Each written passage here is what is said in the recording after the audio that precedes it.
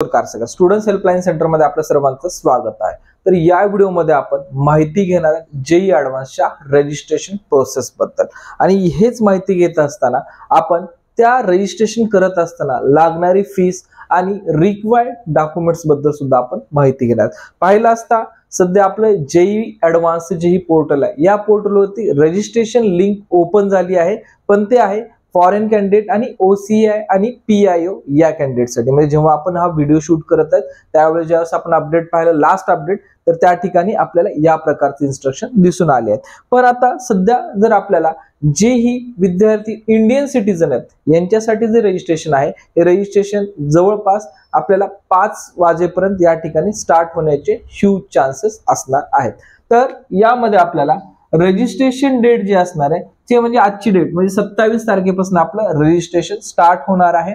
आणि स्टार्ट झाल्यानंतर रजिस्ट्रेशन आपल्याला 7/5/2024 म्हणजे नेक्स्ट मंथच्या 7 आपल्या मे पर्यंत आपल्याला हे रजिस्ट्रेशन फॉर्म आपल्याला फिलिंग करता येणार आहे। रजिस्ट्रेशन फॉर्म फिलिंग ॲज वेल ॲज डॉक्युमेंट्स अपलोडिंग ॲज वेल ॲज आपल्याला फी पेमेंट करण्यासाठी फक्त 10 मे पर्यंत आपल्याला वेळ दिलाय। म्हणजे ज्या विद्यार्थ्याचं 7 तारखेपर्यंत रजिस्ट्रेशन होईल अशा विद्यार्थ्यांना 10 तारखेपर्यंत आपल्याला फीस पेमेंट करण्यासाठी वेळ दिला जाणार आहे। सर्वात महत्त्वाचा पार्ट आहे यामध्ये, ज्याही विद्यार्थ्यांना या ठिकाणी जेईई ॲडव्हान्स च्यासाठी इलिजिबल या ठिकाणी कॅन्डिडेट आहेत अशा सर्व कॅन्डिडेटने या ठिकाणी जेईई ॲडव्हान्सचं रजिस्ट्रेशन आणि रजिस्ट्रेशनच्या नंतर एक्झामिनेशन अटेम्प्ट करणं खूप जास्त महत्त्वाचे आहे। कारण बरेच काही या ठिकाणी स्टुडंट्स भेटण्यासाठी आल्यानंतर ज्यावेळेस त्या विद्यार्थ्याचे 91, 92 आणि 93 या रेंजमध्ये ज्या विद्यार्थ्याचं पर्सेंटाइल आहे या विद्यार्थ्यांनी एकच विचार केलाय की ॲडव्हान्स दिली किंवा नाही दिली तरी काय हरकत नाही, कारण या पर्सेंटाइलवर आपल्याला तर स्टेट ऑफ महाराष्ट्रामध्ये खूप चांगलं कॉलेज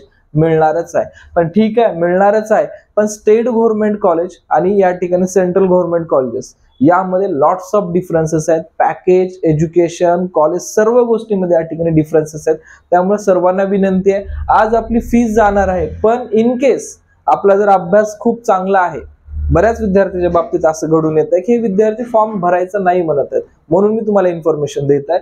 जर आपण जर या ठिकाणी विचार केला तर ॲडव्हान्स आणि या ठिकाणी स्टेट कॉलेज तर खूप डिफरंट आपल्याला दिसून येईल। तर आपण जर क्वालिफाईड असाल तर डेफिनेटली या ठिकाणी ऍप्लिकेशन फॉर्म देणं गरजेचं असणार आहे। त्यानंतर विद्यार्थ्याला डायरेक्टली मी 2 पॉइंट स्किप करून देईल।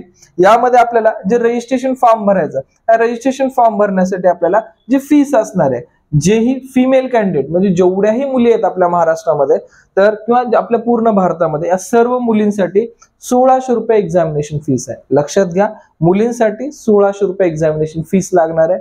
आणि जेही मुलं आहेत या मुलांसाठी या ठिकाणी त्यामध्ये जे कॅटेगरी प्रवर्गात आहेत SC, ST आणि PWD यांच्यासाठी फक्त 1600 असेल। बाकी जेही या ठिकाणी ओपन आहे, EWS आहे, त्यानंतर आपली ओबीसी आहे, या प्रवर्गातल्या सर्व कॅटेगरी विद्यार्थ्यांना 3200 रुपये आपली फीस असणार आहे। लक्षात घ्या, 3200 रुपये आपली एक्झामिनेशन फीस असणार आहे। आणि हे फीस पेड करण्यासाठी आपल्याला डेबिट कार्ड, क्रेडिट कार्ड किंवा नेट बँकिंग ऑप्शन या ठिकाणी यूज करावा लागणार आहे। शक्यता त्या ठिकाणी QR कोड सध्या दिसला नाहीये जनरेटमध्ये ज्यावेळेस आपण एका अदर ओसीआय कॅन्डिडेटचा फॉर्म भरत असताना, पण या ठिकाणी या ऑप्शनने सुद्धा या ठिकाणी फीस पेड करू शकतो। आता फीस पेड केल्यानंतर या आपल्या विद्यार्थ्याचं या ठिकाणी आणि फीस पेड करण्याच्या अगोदर जेही आपल्याला या फॉर्मसाठी रिक्वायर्ड डॉक्युमेंट्स, लक्षात घ्या स्टेट ऑफ महाराष्ट्राचे जे आपले स्टेट काउन्सिलिंगचे डॉक्युमेंट्स असतात हे टोटली वेगळे असतात आणि सेंट्रल काउन्सिलिंगचे डॉक्युमेंट्स हे टोटली वेगळे असतात। हे दोन्ही डॉक्युमेंट्सची लिस्ट तुम्हाला आपल्या टेलिग्राम चॅनलवरती मी उपलब्ध करून दिलेले आहे। इव्हन डॉक्युमेंट्स फॉर्मॅट सुद्धा मी त्या ठिकाणी उपलब्ध करून दिला आहे की जेणेकरून आपल्याला जेही आपण अपलोड करणार आहात हे तुमचं त्या ठिकाणी सेंट्रल फॉर्मॅट मधलंच असणं गरजेचं आहे। कारण आपल्याला या ठिकाणी करेक्शन विंडो किंवा अदर ऑप्शन या ठिकाणी ओपन होत नसतात। एकदा आपण जे डॉक्युमेंट्स अपलोड करतो तेच डॉक्युमेंट त्या ठिकाणी कन्सिडर केलं जात असतं। आणि विद्यार्थ्यांनी काळजीपूर्वक लक्षात घ्यायचं आहे, जोही डॉक्युमेंट्स आपण अपलोड करतोय कास्ट सर्टिफिकेट आणि कास्ट व्हॅलिडिटी सोडता OBC, NCL, income certificate, EWS certificate हे जे सर्टिफिकेट आपण अपलोड करणार हे आपल्याला 1 एप्रिल 2024च्या नंतरच काढलेले असलेले गरजेचे आहे।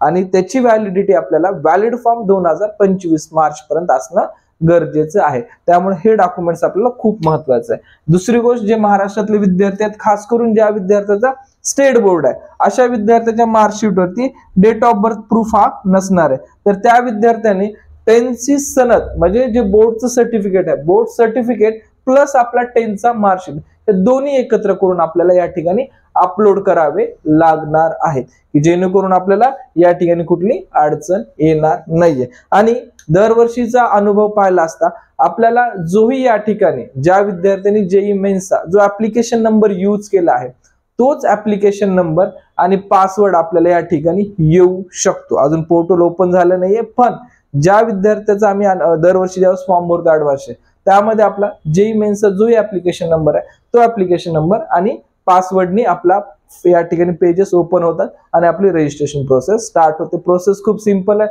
ऑलरेडी तुमचं सर्व फिल झालेलं असेल, त्यामध्ये फक्त सम डॉक्युमेंट्स आपल्याला अपलोड करायचे आणि ते व्यवस्थित केअरफुली पाहून करा, कारण हे जे डॉक्युमेंट्स आहेत हे ऍडव्हान्स साठी नाही आहेत. हेच डॉक्युमेंट्स आपले कॅरी फॉरवर्ड होतात काउन्सिलिंग प्रोसेससाठी. या ठिकाणी जर तुम्ही काही मिस्टेक करताल तर तेच पुढे तुम्हाला कॅरी फॉरवर्ड तशी कंटिन्यू राहणार आहे. त्यामुळे व्यवस्थित डॉक्युमेंट्स अपलोड करणं खूप जास्त गरजेचं असणार आहे. काही वेळ डिस्क्रिप्शन ज्यावेळेस तुमचं जर काही चुकीचा डॉक्युमेंट त्या ठिकाणी जर अपलोड झाला तर शक्यतो आहे की जोशाकडनं मेल येतो, पण त्यावरती तुम्हाला स्टुडंट्सला स्वतः व्यवस्थित लक्ष ठेवणं गरजेचं असणार आहे. तर सध्याच्या स्टेटला मेन अपडेट आहे आपलं जेईई ऍडव्हान्स रजिस्ट्रेशन स्टार्ट झालेत. आपल्याला 27 तारखेपासून 7 तारखेपर्यंत रजिस्ट्रेशन करायचे आहेत.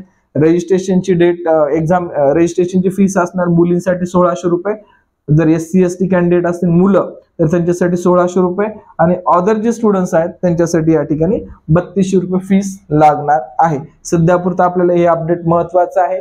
ऍप्लिकेशन फॉर्म या ठिकाणी ज्यावेळेस आपण फिलअप करू, रिक्वायर्ड डॉक्युमेंट 10th मार्कशीट, त्यानंतर आपल्याला जे काही आपण जर कुठल्या कॅटेगरी रिझर्वेशन अंतर्गत जर करणार असेल तर त्या कॅटेगरी संदर्भात सेंट्रल गव्हर्नमेंटचे डॉक्युमेंट्स आपल्याला लागणार आहेत.